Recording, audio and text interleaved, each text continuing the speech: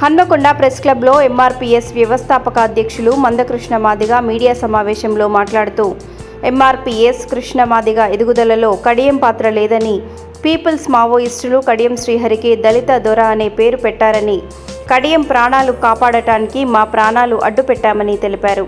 MRPS ఎదుగుదలను అడ్డుకోవటానికి పోటీగా కడియం శ్రీహరి మాదిగ దండోరా సంఘం ఏర్పాటు చేశారని, అధికారం ఎక్కడ ఉంటే అక్కడికి వాలిపోయే కడియంకు నైతికత లేదని, కేసీఆర్ కష్టాల్లో ఉంటే ఎందుకు ఒంటరి చేసి కాంగ్రెస్లో చేరావో చెప్పు కడియమని మండిపడ్డారు. టీడీపీ, బీజేపీ నుంచి టికెట్ వచ్చే అవకాశం ఉన్న నేను నా జాతి కోసం త్యాగం చేశానని, బీసీలకు అన్యాయం చేసిన కాంగ్రెస్ పార్టీకి ఈ పార్లమెంట్ ఎన్నికల్లో ఓటు వేయొద్దని పిలుపునిచ్చారు. కడియం శ్రీహరి గారు తన స్వార్థాన్ని కప్పిపుచ్చుకోవడానికి, తన అవకాశవాద రాజకీయాలను కప్పిపుచ్చుకోవడానికి, మోసపూరిత కక్షపూరిత వైఖరిని కప్పిపుచ్చుకోవడానికి ఎంఆర్పీఎస్ మీద, మా మీద అవాకులు చెవాకులు వాడాడు. నిందారోపణలు చేసే ప్రయత్నం చేశాడు. 40 ఏళ్ల క్రితం ఉద్యమ రాజకీయ జీవితాన్ని ప్రారంభించిన తాను డిప్యూటీ సీఎం దాకా ఎదిగాడు. ఇప్పుడు తన బిడ్డ భవిష్యత్తు కోసం మాత్రమే అవకాశవాద రాజకీయ నిర్ణయాలు తీసుకున్నాడు. తన కోసం, తన బిడ్డ కోసం రాజకీయాలు చేస్తున్నాడేమో కానీ జాతి కోసం, ఈ సమాజం కోసం ఆయన చేసింది, ఒరగబెట్టింది ఏమీ లేదు. అంతకంటే ముఖ్యంగా కడియం శ్రీహరిలో ఉండబడే అనైతిక గుణం ఏంటంటే పక్క వాళ్ళ ఎదుగుదల జీర్ణించుకోలేడు. ఈర్ష్యాపూరితమైన వ్యక్తి, ద్వేషపూరితమైన వ్యక్తి కడియం శ్రీహరి గారే.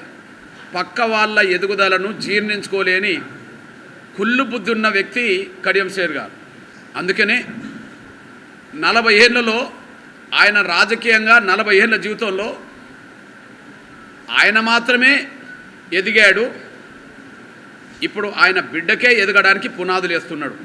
కానీ రాజన్న ఎదుగుదలకు, మాదిగ సామాజిక వర్గానికి సంబంధించిన డాక్టర్ తాడికొండ రాజే ఎదుగుదలకు ఆయనకు అండలేదు, కడియం శ్రీహరి సహకారం లేదు. కానీ ఎదిగిన వ్యక్తిని చూసి జీర్ణించుకోలేదు. అప్పుడప్పుడు అడ్డంకులు కల్పించడానికి చాలా కుట్రలు చేసిన సందర్భాలు ఉన్నాయి. ఎంత హాస్యాస్పదం, ఎంత అవకాశవాద రాజకీయం. బీఆర్ఎస్లో సిట్టింగ్ ఎంపీగా ఉండబడే దయాకర్కు టిక్కెట్ రాకుండా తన బిడ్డకు తెచ్చుకున్నాడు. అక్కడ దయాకర్ గారి రాజకీయ ఎదుగుదలను జీర్ణించుకోలేకపోతుండడానికి సాక్ష్యం సిట్టింగ్ ఎంపీ టిక్కెట్ బీఆర్ఎస్లో తెచ్చుకోవడం. బీఆర్ఎస్లో ఉంటే మాదిగల ప్రయోజనాలు దెబ్బతీసిండు, బీఆర్ఎస్లో ఉన్న మాదిగల ప్రయోజనాలు దెబ్బతీసిండు. బీఆర్ఎస్లో ఉన్న కాలంలో బీఆర్ఎస్లో ఉండబడే మాదిగ నాయకుల ప్రయోజనాలను దెబ్బతీసిండు, వాళ్ళ ఎదుగుదలను అడ్డుకున్నాడు. కాంగ్రెస్లో చేరిన వెంటనే ఒక పార్టీలో అదే నియోజకవర్గ టిక్కెట్ తెచ్చుకొని అదే ఎన్నికల్లో మళ్ళీ ఇంకో పార్టీ టిక్కెట్ తెచ్చుకోవడం అనేది ఎంత హాస్యాస్పదం. రాజకీయ జీవితం ఎదుగుదలను కూడా అడ్డుకున్నాడు. ఒక మహిళలకు ఇస్తే కాంగ్రెస్లో సభ్యత్వం లేని కడియం శ్రీహరికి టిక్కెట్ డిక్లేర్ చేసింది కాంగ్రెస్. కానీ 2 దశాబ్దాలకు పైగా కాంగ్రెస్లోనే ఉండి 2 సార్లు కాంగ్రెస్లో నిలబడి ఓటమి పాలైనా కూడా మొన్నటికి మొన్న ఇదే కడియం శ్రీహరి చేతిలో అతి తక్కువ మెజార్టీతో ఓటమి పాలైనా అయినప్పటికీ కాంగ్రెస్ నమ్ముకున్న మా ఇందిర టిక్కెట్ను కూడా అడ్డుకున్నట్టయింది. ఉపకులం అని చెప్పి ఆయన గెలుపు కోసం సహకరించింది మేము. ఈ 2 కాదని ఇక్కడ చర్చ పెడతాడా? నేను కాదు, ఒక సాధారణ కార్యకర్త వస్తాడు ఆయన దగ్గరికి.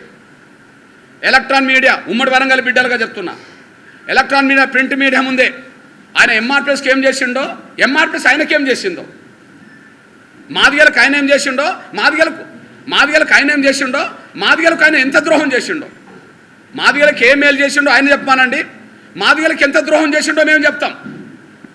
అప్పుడు చంద్రబాబు నాయుడు ప్రభుత్వం కొంత కన్నెర్ర చేసి మా ఉద్యమాన్ని బలహీనం చేసే ప్రయత్నాలు చేస్తున్న ఆ సమయంలో 97-98 సమయంలో ఆ సమయంలో కడియం శ్రీహరి గారు ఎంఆర్పీఎస్లోనే కొంతమంది స్వార్థపరులను చేరదీసి ఉద్యమాన్ని దెబ్బతీసే ప్రయత్నంలో పోటీ సంఘాన్ని ఏర్పాటు చేయించాడు ఇతనే. అప్పుడు చంద్రబాబు నాయుడు గారు మాటని పోటీ సంఘాన్ని ఏర్పాటు చేసింది ఇతనే. దాదాపు 15-20 సార్లు పోటీ సంఘం దళార సంఘం పెట్టిన మీటింగ్లో ఈయన పాల్గొన్నాడు. అప్పుడు మాదిగ ఉద్యమం మా చేతులు ఉన్నది, కృష్ణమాదిగ చేతులు లేదని చెప్పి ఆయన ప్రకటన చేసిండు. దీన్ని బట్టి ఆయన ఈర్ష్యపరుడు కాదా? దీన్ని బట్టి అర్థమవుతుంది 50% బీసీలకు 2 4% లేని రెడ్లకు ఇప్పటికీ 6. కాబట్టి బీసీలు సోదరులారా సోదరిమణులారా, ఎట్టి పరిస్థితిలో కాంగ్రెస్ పార్టీ మాదిగలను అణగదొక్కే ప్రయత్నం చేస్తుంది, అట్లనే బీసీలకు రాజకీయంగా అణగదొక్కే ప్రయత్నం చేస్తుంది. కనుక నా బీసీ సోదరులు కూడా ఖచ్చితంగా కాంగ్రెస్ అభ్యర్థిని ఓడించడానికి సహకరించాల్సిందిగా, మాదిగ ఉద్యమం మాదిగల కోసమే కాకుండా సమాజం కోసం కూడా ఎన్నో సందర్భాలు ఉద్యమాలు చేసింది. అన్యాయం గురైన వర్గాల కోసం గొంతిప్పుతున్నది కనుక, పోరాటం చేస్తున్నది కనుక ఎంఆర్పిఎస్ చేసే విజ్ఞప్తిని పరిశీలించాల్సిందిగా, ఎంఆర్పిఎస్ చేసే విజ్ఞప్తికి అనుగుణంగా ఓటేయాల్సిందిగా, సహకరించాల్సిందిగా ఖచ్చితంగా నేను విజ్ఞప్తి చేస్తూ, దేశ భద్రత దేశ గౌరవం, దేశ భద్రత దేశ గౌరవం నరేంద్ర మోడీ గారి ప్రభుత్వం మీద ఆధారపడి ఉన్నది. దేశ అభివృద్ధి కూడా నరేంద్ర మోడీ గారి ప్రభుత్వంలోనే సాధ్యమవుతుంది. కాబట్టి మూడోసారి గౌరవ నరేంద్ర మోడీ గారిని మూడోసారి ప్రధానమంత్రి కావడానికి కావాల్సిన శక్తిని ఇవ్వడానికి అందరు కలిసి బీజేపీకి ఓటేయాల్సిందిగా నేను ఉమ్మడి వరంగల్ జిల్లా ప్రజలకు, తెలంగాణ ప్రజలందరికీ నేను విజ్ఞప్తి చేస్తున్నా. దయచేసి విజ్ఞప్తిని అర్థం చేసుకుంటారని ఆశిస్తున్నా.